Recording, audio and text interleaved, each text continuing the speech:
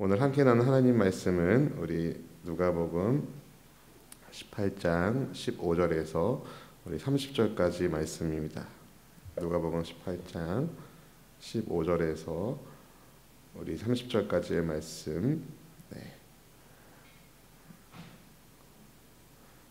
누가복음 18장 15절에서 30절까지의 말씀을 제가 한 절 여러분이 한 절 교독하여 읽겠습니다. 사람들이 예수께서 만져주심을 바라고 자기 어린아이를 데리고 오매 제자들이 보고 꾸짖거늘 예수께서 그 어린아이들을 불러 가까이 하시고 이르시되 어린아이들이 내게 오는 것을 용납하고 금하지 말라. 하나님의 나라가 이런 자의 것이니라. 내가 진실로 너희에게 이르노니 누구든지 하나님의 나라를 어린아이와 같이 받아들이지 않는 자는 결단코 거기 들어가지 못하리라 하시니라.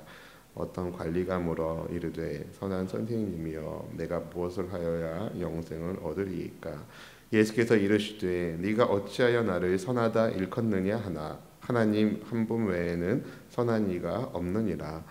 내가 계명을 안 하니 간음하지 말라, 살인하지 말라, 도둑질하지 말라, 거짓 증언하지 말라, 네 부모를 공경하라 하였느니라. 여짜오되 이것은 내가 어려서부터 다 지키었나이다. 예수께서 이 말을 들으시고 이르시되 네게 아직도 한 가지 부족한 것이 있으니 네게 있는 것을 다 팔아 가난한 자들에게 나누어 주라. 그리하면 하늘에서 네게 보화가 있으리라. 그리고 와서 나를 따르라 하시니 그 사람이 큰 부자이므로 이 말씀을 듣고 심히 근심하더라.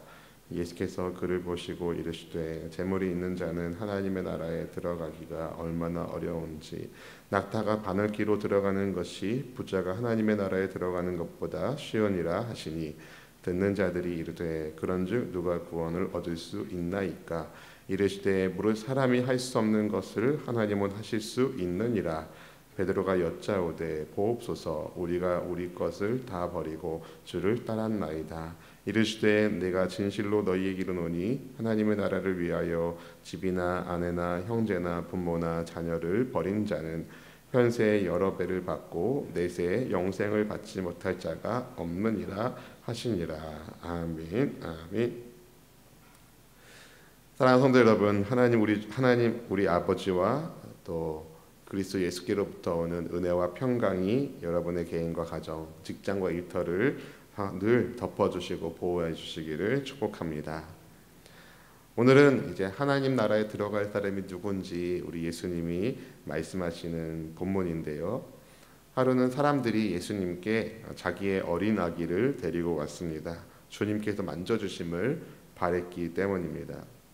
하지만 제자들은 그런 사람들을 꾸짖었습니다. 왜 꾸짖었을까요? 당시 문화로는 어린아이를 한 사람의 인격으로 대우하지 않았기 때문이었습니다. 주님은 사역이 늘 바쁘셨기 때문에 아마도 제자들은 주님을 위하는 마음으로 이제 교통정리하려고 했던 것으로 보입니다. 하지만 주님은 오히려 그 어린아이를 불러 가까이 하시며 이런 말씀을 주시죠. 본문의 16절 말씀이 이렇습니다. 예수께서 그 어린아이들을 불러 가까이 하시고 이르시되 어린아이들이 내게 오는 것을 용납하고 금하지 말라. 하나님의 나라가 이런 자의 것이니라. 예수님은 어린아이들이 예수님께로 오는 것을 용납하라고 금하지 말라고 하나님 나라가 어린아이와 같은 사람의 것이라고 말씀하셨습니다. 여러분, 어린아이의 특징은 무엇인가요? 어린아이의 특징은 순수함? 네, 그렇게 볼 수도 있고요. 뭐가 있을까요? 어린아이의 특징. 부모님의 이끌에 그대로 따라오는 것, 순종하는 것, 아무 계산 없이 순종하는 것. 예수님의 만져주심을 사모하는 부모의 이끌에 어린아이들은 아무것도 모르게 부모가 이끄니까 그냥 딸려갔습니다.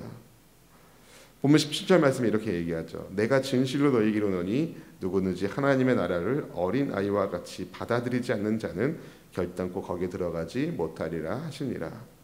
어린아이처럼 받아들이는 것. 그러니까 스펀지가 물을 흡수하듯이 어른들이 어린아이의 그 심령에 글을 쓰거나 그림을 쓸 때에 그대로 표현하는 것처럼.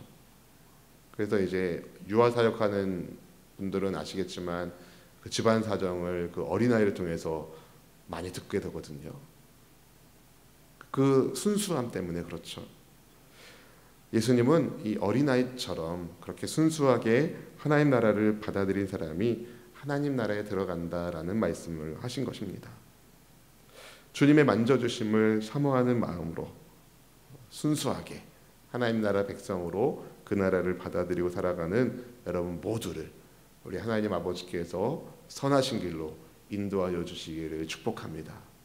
때로는 하나님 아버지 이끄심이 음침한 골짜기일 수 있습니다. 그러나 그때에도 우리를 이끄신 주님의 손이 함께하고 계십니다.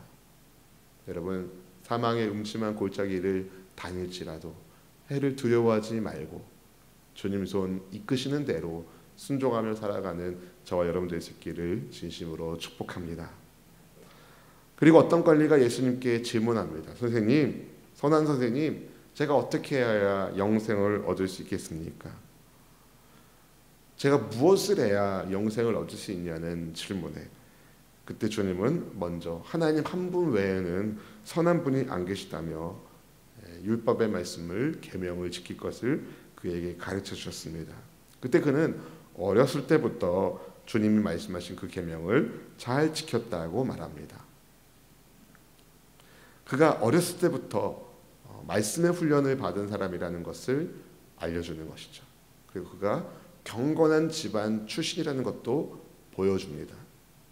그러자 주님이 모든 것을 정리하고 가난한 사람들에게 나눠주고 예수님을 따를 것을 초청하십니다. 본문 22절 말씀이 이렇게 말씀하죠. 예수께서 이 말을 들으시고 이르시되 네게 아직도 한 가지 부족한 것이 있으니 네게 있는 것을 다 팔아 가난한 자들에게 나눠주라. 그리하면 하늘에서 네게 보화가 있으리라. 그리고 와서 나를 따르라 하시니. 주님의 초대를 받은 사람은 경건한 집안 출신이고 어렸을 때부터 그런 훈련을 받았으면서도 또 하나님의 축복으로 큰 부를 이룬 사람이기도 했습니다. 그런데 예수님의 말씀을 듣고 난 다음에 이 사람이 근심에 빠진 겁니다. 주님의 초대를 받았지만 어린아이처럼 따를 수가 없었습니다. 이에 주님이 재물이 있는 사람이 하나님 나라에 들어가기가 얼마나 어려운지 이런 말씀하시죠. 25절 말씀 읽어볼까요? 낙타가 바늘귀로 들어가는 것이 부자가 하나님의 나라에 들어가는 것보다 쉬우니라 하시니. 왜 주님은 부자가 하나님 나라에 들어가는 것이 어렵다라고 말씀하셨을까요? 그만큼 포기하기 어려운 것이 부자를 붙잡고 있었기 때문 아닐까요? 그가 포기하기 어려운 세상의 것이 그를 붙잡고 있었기 때문이 아닐까요? 그래서 사람들이 그럼 누가 구원을 얻을 수 있겠냐는 질문을 합니다. 주님은 여기에 이렇게 말씀하시죠. 27절 말씀입니다. 이르시되 무릇 사람이 할 수 없는 것을 하나님은 하실 수 있느니라. 아멘, 아멘. 여러분, 사람이 할 수 없는 것을 하나님은 하실 수 있는 분이십니다. 부자이기 때문에 하나님 나라에 못 가는 것이 아닙니다. 비록 낙타가 바늘귀로 들어가는 것보다 어려워 보여도 하나님을 경외하는 부자라면 하나님 나라에 들어갈 수 있습니다. 여러분, 부자가 하나님 나라 들어가는 것이 어렵다 하셨는데 그럼 가난한 사람은 하나님 나라 들어가는 게 쉬울까요?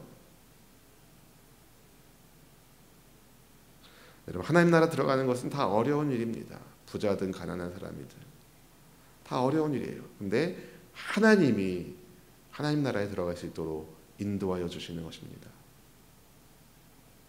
하나님을 경외하는 부자라면 하나님 나라에 가지만 하나님을 무시하는 가난한 사람이라면 그는 하나님 나라에 못 들어갑니다. 하나님을 경외할 수 있도록 믿음의 복을 주실 때에 우리가 그것을 순수한 마음으로 따라갈 때에 하나님 나라를 받아들일 때에 하나님 나라의 초청에 응답할 때에 우리가 그 나라의 백성으로 사는 것입니다. 그런데 부자보다 가난한 사람이 조금 더 유리한 것은 쉽게 하나님만 의지할 수 있기 때문에 그렇습니다. 세상의 것이 그를 잡는 부분들이 별로 없기 때문에.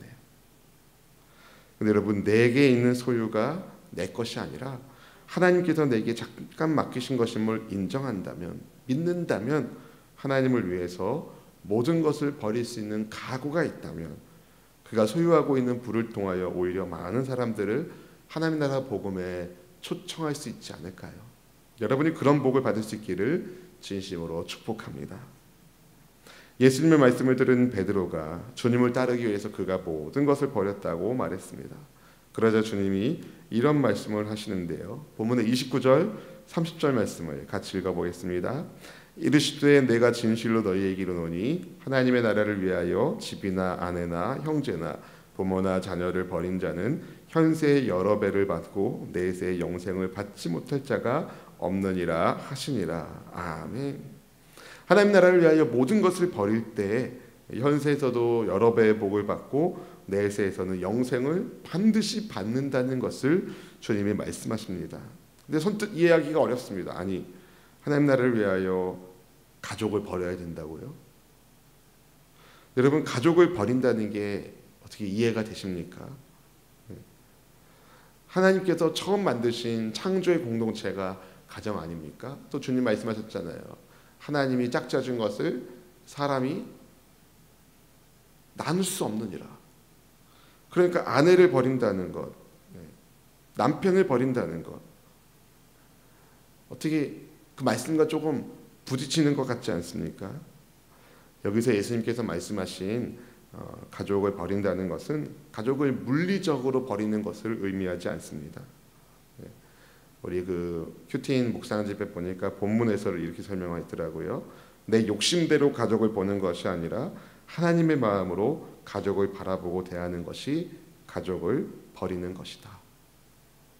그러니까 이제 예수님께서 말씀하신 가족을 버린다는 의미가 물리적인 버림을 의미하는 게 아니라 가족을 우상화하지 않고 객관적인 구원의 대상으로 본다는 것을 의미합니다. 하나님 나라 관점으로 봤을 때 구원받아야 되는 대상으로 가족을 보는 것이죠. 여러분, 이 정의에 의하면 가족을 버리는 것이 오히려 가족의 영생을 얻는 것이 됩니다. 여러분의 가정은 어떠십니까? 구원받을 믿음으로 우리의 가족이 준비되어 있습니까? 예수님이 주인 되지 않으신다면 가족이 우상이 될 수도 있습니다. 어린아이처럼 주님을 따르기를 원합니다.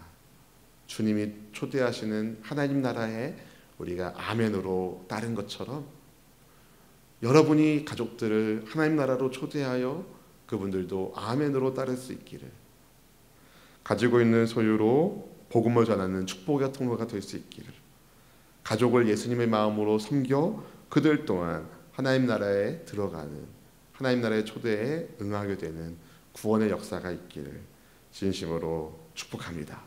여러분 한 분 한 분의 삶을 통하여 하나님 나라가 그렇게 아름답게 세워질 수 있기를 주의 이름으로 축원드립니다. 기도하겠습니다. 하나님 아버지, 하나님 나라가 예수님의 만져주심을 바라는 부모의 이끌림을 받은 어린아이처럼 하나님의 초대에 예수님 만나고 싶은 마음에 순수하게 응답하는 이들의 것임을 말씀하여 주신 주님, 우리가 하나님 나라의 초대에 응하여 주의 백성 되었사오니 늘 주님 중심으로 살게 하여 주시옵소서.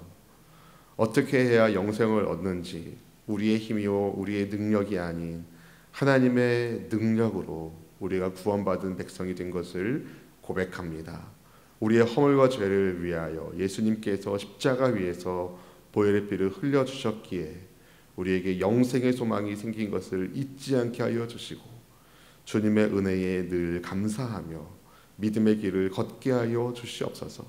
주께서 우리에게 주신 물질, 달란트, 모든 것, 심지어 가족조차 하나님의 것임을 인정하게 하여 주시고 주님의 뜻에 따라 구원받은 백성답게 우리의 삶을 경영하게 하여 주시옵시며, 특별히 주님, 가족 안에 아직 하나님을 경외하는 믿음 안에 있지 못한 지체가 있다면 긍휼히 여겨주시고 우리의 섬김과 사랑을 통하여 예수님의 향기가 나타나게 하셔서 그들 또한 주의 향기를 맡고 주께로 돌아오는 구원의 역사가 있게 하여 주시옵소서.